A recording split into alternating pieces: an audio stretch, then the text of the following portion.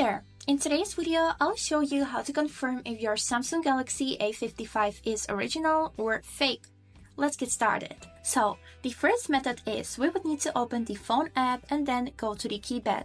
Here we would need to type in this combination of symbols and numbers, which is *#06#. After this, on your screen will appear this message with some barcodes, 2 emails and serial number. There should be 2 emails because this phone should support dual SIM. After this, you would need to take the box from your phone, and here on this sticker at the bottom part of the box, you would need to check if both of the EMs are the same and also the serial number. And if all of the numbers are the same, my congratulations, your phone is original.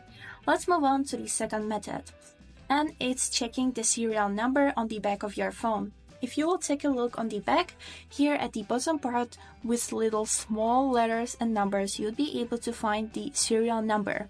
And you would need to also check it with the sticker which is on the box of your phone. And if the numbers are the same, your phone is original. The third method is we would need to open settings on our phone and then scroll down to the end of this page. Go to this tab which is named About Phone, and here you'd be able also to see all of the information about the product name, model name, serial number, both of the emails.